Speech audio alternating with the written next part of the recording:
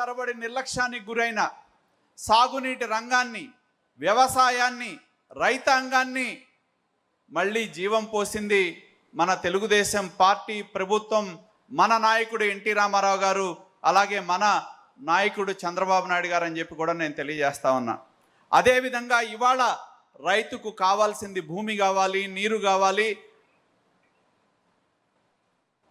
విత్తనం కావాలి, పెట్టుబడి సాయం కావాలి, గిట్టుబాటు ధరలు కావాలి. ఇవన్నీ ఉంటేనే మరి సరైన సమయానికి ఇవన్నీ రైతుకు అందితే రైతు తన జీవనాన్ని కొనసాగించడానికి ఉపయోగపడుతుందని చెప్పి కూడా నేను తెలియజేస్తా ఉన్నా. అదేవిధంగా ఇవాళ ఒక్కసారి గుర్తుంచుకోవాలి, తెలుగుదేశం పార్టీ పెట్టిన తర్వాత, ఎన్టీ రామారావు గారు ముఖ్యమంత్రి అయిన తర్వాత తొలిసారిగా ఈ రాష్ట్రంలో రైతాంగానికి సంబంధించిన ఎన్నో అంశాల్లో విప్లవాత్మకమైన నిర్ణయాలు తెలుగుదేశం ప్రభుత్వం తీసుకోవడం జరిగిందని చెప్పి గుర్తుంచుకోవాలి. 50 రూపాయలకే హార్స్ పవర్ ఇవ్వడం జరిగింది ఆనాడు. అదేవిధంగా రైతుకు కావాల్సిన అన్ని అవసరాలు ఇచ్చే విధంగా, ముఖ్యంగా కరువు ప్రాంతమైన రాయలసీమ, నెల్లూరు ప్రాంతాల్లో ఉన్న కరువు ప్రాంతాలకి నీరు తరలించే విధంగా ఆనాడు హంద్రీనీవా, గాలేరు నగరి, తెలుగు గంగా ప్రాజెక్టులకి నాంది పలికిన అపర భగీధరుడు స్వర్గీయ ఎన్టీ రామారావు గారు. పార్టీ మన పార్టీ అని గుర్తుంచుకోవాలని చెప్పి కూడా నేను తెలియజేస్తా ఉన్నా. అదేవిధంగా ఇవాళ రాయలసీమ ప్రాంతాల్లో కరువు పోయే విధంగా సాగునీటి ప్రాజెక్టులకి అత్యధిక ప్రాధాన్యత మన ప్రభుత్వం, మన నాయకుడు కూడా ఇవ్వడం జరిగింది. తెలుగు గంగ మనం చూసాం, చెన్నైకి మంచినీటి ఇచ్చే విధంగా మరి రాయలసీమలో ఉన్న లక్షలాది ఎకరాలకి, గ్రామాలకి తాగునీరు ఇచ్చే విధంగా ఆ ప్రాజెక్ట్ని ఆనాటి ప్రధానమంత్రి అయిన ఇందిరాగాంధీని, తమిళనాడు ముఖ్యమంత్రి అయిన ఎంజీఆర్ని తీసుకొచ్చి శంకుస్థాపన చేసిన ఘన చరిత్ర మన స్వర్గీయ ఎన్టీ రామారావు గారిది. అదేవిధంగా అదే స్ఫూర్తిని ఇవాళ మన నాయకుడు నారా చంద్రబాబు నాయుడు గారు కూడా ఉమ్మడి ఆంధ్రప్రదేశ్లో మనం ఒక్కసారి చూస్తే ఇవాళ తెలంగాణ ప్రాంతంలో ఉన్న ఎన్నో లిఫ్ట్ ఇరిగేషన్లు, దేవాదులు కావచ్చు, కలవకుర్తి లిఫ్ట్ ఇరిగేషన్ కావచ్చు, భీమా కావచ్చు, ఏఎంఆర్ ప్రాజెక్టు కావచ్చు, ఈ ప్రాజెక్టులన్నిటి కూడా రూపకల్పన చేయడంతో పాటు హైదరాబాద్ నగరానికి కృష్ణా నది నుంచి తాగునీటిని తీసుకెళ్లిన ఘన చరిత్ర మన నాయకుడు చంద్రబాబు నాయుడు గారిదని మనందరం కూడా తెలుసుకోవాలని చెప్పి కూడా నేను తెలియజేస్తా ఉన్నా. అదేవిధంగా కరువు ప్రాంతాలని సస్యశ్యామలం చేయాలనే దృక్పథంతో మరి ఈ ప్రాజెక్టులన్నిటికీ కూడా రూపకల్పన చేస్తే ఇవాళ 2014లో ఆంధ్రప్రదేశ్ రాష్ట్రం విడిపోయిన తర్వాత ఈ దేశంలోనే ఆదర్శంగా నదుల అనుసంధానానికి నాంది పలికింది మన ముఖ్యమంత్రి నారా చంద్రబాబు నాయుడు గారు. పట్టిసీమ లిఫ్ట్ ఇరిగేషన్ ద్వారా మా ప్రాంతంలో కృష్ణా డెల్టాకు సంబంధించిన 12 లక్షల ఎకరాల ఆయకట్టు స్థిరీకరణతో పాటు దారిలో ఉన్న వెస్ట్ గోదావరి, కృష్ణా జిల్లాలో ఉన్న అప్లాంట్స్కి నీరు అందించే విధంగా పట్టిసీమ ప్రాజెక్ట్ని రూపకల్పన చేస్తే ఇవాళ రైతాంగం ఎటువంటి ఇబ్బంది లేకుండా బ్రహ్మాండమైన అధిక దిగుబడిని సాధించే విధంగా గోదావరి నదిని కృష్ణా నదికి అనుసంధానం చేసిన చరిత్ర మన నాయకుడు నారా చంద్రబాబు నాయుడు గారిదని చెప్పి గుర్తుంచుకోవాలి. అదేవిధంగా మనం ఎన్నో ప్రాజెక్టులు గతంలో కూడా ఈ రాష్ట్రంలో ఎన్నో లిఫ్ట్ ఇరిగేషన్ ప్రాజెక్టులు మనం తీసుకున్నాం. ఎన్నో ఇరిగేషన్ ప్రాజెక్టులకి మనం ప్రాధాన్యత ఇవ్వటం జరిగింది. ముఖ్యంగా రాయలసీమ ప్రాంతంలో ఉన్న అనంతపూర్ లాంటి ప్రాంతాలకు వెళ్తే ఇవాళ ఆ ప్రాంతంలో హార్టికల్చర్లో అత్యధికంగా దిగుబడి సాధిస్తూ ఉన్నారు అంటే దానికి ప్రధానమైన కారణం మన నాయకుడు నారా చంద్రబాబు నాయుడు గారు. ఎక్కడ మరి గాలేరు నగరి ప్రాజెక్ట్ని, హంద్రీనీవా ప్రాజెక్టుని పూర్తి చేయడంతో పాటు ఇవాళ ఆ ప్రాజెక్టుల ద్వారా నీటిని తీసుకెళ్లిన చరిత్ర మనది అనేది గుర్తుంచుకోవాలి. అదేవిధంగా గత 5 సంవత్సరాల కాలంలో సాగునీటి రంగానికి తీవ్రమైన నిర్లక్ష్యం చేసిన పరిస్థితి గత ప్రభుత్వంలో మనం చూడటం జరిగింది. రాష్ట్ర వైకాపా ప్రభుత్వం ఏదైతే మన యువ నాయకుడు చెప్తున్నట్టు గొడ్డల పార్టీ అధికారంలోకి వచ్చిన తర్వాత రైతు ప్రాధాన్యత తగ్గింది. రైతు మరి ఆత్మహత్యల్లో ఆంధ్రప్రదేశ్ 2వ స్థానంలో ఉందనేది గుర్తుంచుకోవాలి. ఎవరైతే కౌలు రైతులు ఉన్నారో వాళ్ళు ఆత్మహత్యల్లో దేశంలోనే 2వ స్థానం మనం ఉంటే మరి దేశంలో అత్యధిక రుణభారం ఉన్న రైతు ఎవరు అంటే ఆంధ్రప్రదేశ్ని ఇవాళ గత ప్రభుత్వం యొక్క పాలకుల నిర్లక్ష్యం వల్ల మరి ఆంధ్రప్రదేశ్ యొక్క రైతు పరిస్థితి దిగజారిందని చెప్పి కూడా నేను తెలియజేస్తా ఉన్నా. అదేవిధంగా రైతు పంట నష్టపోయాడు. రైతుకి నష్టం జరిగితే ఆదుకునే పరిస్థితి లేదు. సాగునీటి ప్రాజెక్టులు నిలిచిపోయినాయి. రివర్స్ టెండరింగ్ ద్వారా పోలవరం ప్రాజెక్ట్ని ఏ విధంగా విధ్వంసం చేశారో మనం చూడటం జరిగిందని చెప్పి తెలియజేస్తా ఉన్నా.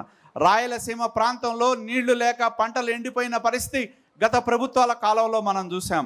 మళ్ళీ అవన్నీ కూడా జీవం పోసుకున్నాయి అంటే మరి మనం మళ్ళీ అధికారంలోకి వచ్చిన తర్వాత ఈ 23 నెలల కాలంలో మనం సాగునీటి ప్రాజెక్టులకు ఎంతో ప్రాధాన్యత ఇవ్వటం మూలన 2014-19 కాలంలో 69,000 కోట్లు ఈ రాష్ట్రంలో సాగునీటి రంగం మీద మనం ఖర్చు పెడితే గత ప్రభుత్వం 30,000 కోట్లకు మించి ఖర్చు పెట్టల.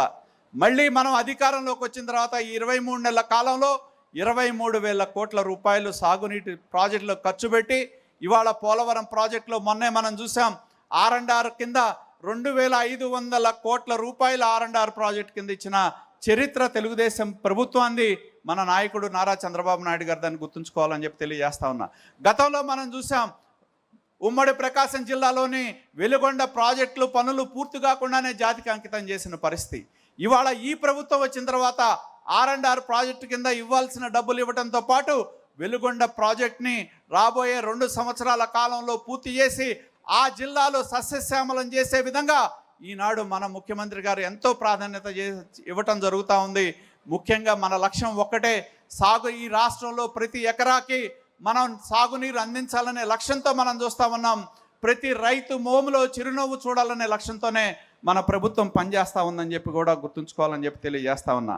అదేవిధంగా ఇవాళ మనం రైతుకి పెట్టుబడి సాయం చేస్తూ ఉన్నాం అన్నదాత సుఖీభావ్ పేరుతో. మరి వ్యవసాయంలో ఖర్చులు పెరిగినాయి, పెట్టుబడి పెరిగింది, దానికి అండగా ఉండాలనే ఉద్దేశంతో మనం ఇవాళ పెట్టుబడి సాయం కింద ప్రతి రైతుకి కేంద్ర ప్రభుత్వంతో కలిపి 20,000 రూపాయలు వాళ్ళ అకౌంట్స్లో మనం డబ్బులు వేసి ఈ సంవత్సరం 9,000 కోట్ల రూపాయలు రైతుల అకౌంట్లకి మనం ట్రాన్స్ఫర్ చేయటం జరిగిందని చెప్పి కూడా గుర్తుంచుకోవాలి. అదేవిధంగా ఇవాళ ఈ రాష్ట్రంలో 2014-19లో రైతు పంటకి గిట్టుబాటు ధర లేకపోతే మొక్కజొన్నకు డబ్బులు ఇచ్చాం, మిర్చికి డబ్బులు ఇచ్చాం. ఇవాళ మనం అధికారంలోకి వచ్చిన తర్వాత ఎన్నో రైతుల గురించి మాట్లాడే జగన్మోహన్ రెడ్డి గారు అధికారంలో ఉన్నప్పుడు 1,200 కోట్ల రూపాయలు ధాన్యానికి డబ్బులు ఇవ్వాలంటే తిరిగి అధికారంలోకి వచ్చిన తర్వాత ఆ 1,200 కోట్ల రూపాయలు రైతులకు జమ చేసిన చరిత్ర మన నాయకుడు నారా చంద్రబాబు నాయుడు గారిది, మన ప్రభుత్వాన్ని అని చెప్పి గుర్తు చేయాలని చెప్పి తెలియజేస్తా ఉన్నా. ఇవాళ ఈ రాష్ట్రంలో ఎన్నో సంఘటనలు జరిగినాయి. మరి అంతర్జాతీయ పరిస్థితులను బట్టి రైతు గిట్టుబాటు ధర లేకపోతే మనం ఈ రాష్ట్రంలో మరి పొగాకు కొనుగోలు చేసాం, కందులు కొనుగోలు చేసాం, పెసలు కొనుగోలు చేసాం, మామిడి కొనుగోలు చేసాం. మామిడి సందర్భంగా చిత్తూరు జిల్లాకి వెళ్తే వైకాపా నాయకులు వాళ్లే రైతుల అవతారం ఎత్తి మామిడి పండ్లు తీసుకొచ్చి రోడ్డు మీద పోసి వాళ్లే తొక్కిచ్చి రైతుకి అన్యాయం జరిగింది ఒక స్క్రిప్ట్ రైటింగ్లో ఏ విధంగా నటించారో మనం చూడటం జరిగింది. ఇవాళ ఈ ప్రభుత్వం చిత్తశుద్ధితో రైతులను ఆదుకోవాలనే ఉద్దేశంతో ఈ 23 నెలల కాలంలో 1,200 కోట్ల రూపాయల పైబడి పంటకు గిట్టుబాటు ధర ఇవ్వటానికి మనం ఖర్చు చేయటం జరిగిందనేది మీకు తెలియజేస్తా ఉన్నా. అలాగే ఈ రాష్ట్రంలో గత 5 సంవత్సరాల్లో ఆక్వా కోసం రైతులు పోరాటం చేశారు. వాళ్ళకి ఏదైతే యూనిట్ ధర తగ్గించమంటే గత ప్రభుత్వం పట్టించుకోవాలా. ఎన్నికల సందర్భంగా ఆ సమస్యని మన నాయకుడు దృష్టికి తీసుకొచ్చినప్పుడు దాన్ని ఇవాళ ₹50 తీసుకొచ్చిన ఘన చరిత్ర మన నాయకుడు చంద్రబాబు నాయుడు గారిది, మన ప్రభుత్వాన్ని అని చెప్పి కూడా తెలియజేస్తా ఉన్నా. అదేవిధంగా ఇవాళ వ్యవసాయంలో సాంకేతిక విప్లవం వస్తూ ఉంది. ఆధునికమైన యంత్ర పరికరాలు వినియోగించుకునే విధంగా మళ్ళీ వాటికి మనం ప్రాధాన్యత ఇచ్చి క్లస్టర్ హైరింగ్ కావచ్చు, మరి లోకేష్ గారి నేతృత్వంలోనే ఐటీని అనుసంధానం చేసి డిజిటల్ టెక్నాలజీని ఆధునిక వ్యవసాయానికి మనం అనుసంధానం చేసే విధంగా ముందుకు వెళ్తా ఉన్నామని చెప్పి కూడా తెలియజేస్తా ఉన్నా. అదేవిధంగా మొన్నే మనం చూసాం బడ్జెట్లో ఒక చారిత్రాత్మకమైన నిర్ణయాన్ని ఈ ప్రభుత్వం తీసుకుంది. రాయలసీమ ప్రాంతంలో 1,00,000 కోట్ల రూపాయలతో హార్టికల్చర్ అభివృద్ధి చేయడానికి కేంద్ర ప్రభుత్వం సహకారంతో ఈ రాష్ట్రంలో ఎక్కడైతే కరువు ప్రాంతాలు ఉన్నాయో, నీటి ఎద్దడి ఉన్న ప్రాంతాలు ఏవైతే ఉన్నాయో ఆ ప్రాంతంలో ఉన్న రైతాంగానికి అండగా నిలబడాలనే ఉద్దేశంతో ఒక సంకల్పంతో మన ప్రభుత్వం 1,00,000 కోట్ల రూపాయలు హార్టికల్చర్ క్రాప్ల మీద ఏదైతే ఉమ్మడి ప్రకాశం జిల్లా రాయలసీమ ప్రాంతంలోని కరువు ప్రాంతాలు, నీటి ఎద్దడి ఉన్న ప్రాంతాల్లో ప్రోత్సహించే విధంగా ఒక పూర్వోదయ నిధులతో ఒక ప్రాజెక్టుని రూపొందించడం జరిగింది. ఖచ్చితంగా ఈ ప్రాజెక్టు ద్వారా ఆ ప్రాంతంలో ఉన్న రైతాంగం యొక్క జీవన స్థితిగతులు మారతాయి అనేది గుర్తుంచుకోవాలని తెలియజేస్తా ఉన్నా. ఎందుకంటే మనం చూస్తే అనంతపూర్ జిల్లాలో అలాగే రాయలసీమ ప్రాంతంలో ఇవాళ అధిక రాబడి వచ్చే హార్టికల్చర్ క్రాప్స్కి ప్రాధాన్యత ఇవ్వడం జరిగింది. గతంలో మనం హార్టికల్చర్ సబ్సిడీ ఇవ్వటం మూలన ఆ ప్రాంతంలో హార్టికల్చర్ క్రాప్స్కి వెళ్ళి మరి ఇవాళ పామోగ్రానైట్ లాంటి పంటల ద్వారా అధిక ఆదాయం ఏ విధంగా అనంతపూర్ జిల్లాలో పలు ప్రాంతాల్లో పొందారో మనం గుర్తుంచుకోవాలి. అదేవిధంగా గత 5 సంవత్సరాల కాలంలో డ్రిప్ ఇరిగేషన్ సబ్సిడీ ఎత్తేయటం మూలాన రైతాంగం తీవ్రమైన ఇబ్బందులు ఎదుర్కొన్నారు.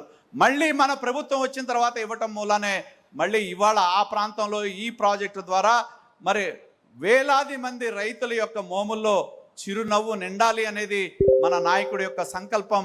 మన ప్రభుత్వం యొక్క రైతు బాగుండాలి, రైతు బాగుంటూనే రాష్ట్రం బాగుంటుంది, ప్రతి ఎకరాకి నీరు అందించాలనే లక్ష్యంతో ఏదైతే ఇవాళ మన ప్రభుత్వం, మన ముఖ్యమంత్రి నారా చంద్రబాబు నాయుడు గారి యొక్క నేతృత్వంలో ఇటువంటి విప్లవాత్మకమైన నిర్ణయాలు ఏవైతే చేశారో ఖచ్చితంగా రేపు రాబోయే రోజుల్లో వాటి యొక్క ఫలితాలు రైతాంగానికి అందుతాయి.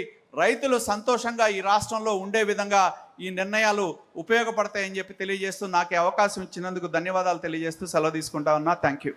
నరేంద్ర గారికి ధన్యవాదాలు తెలియజేసుకుంటూ ఇదే తీర్మానాన్ని బలపరచవలసిందిగా శాసనసభ్యులు సోదరులు జయనాగేశ్వర్ రెడ్డి గారిని వేదిక మీదకు ఆహ్వానిస్తున్నాం.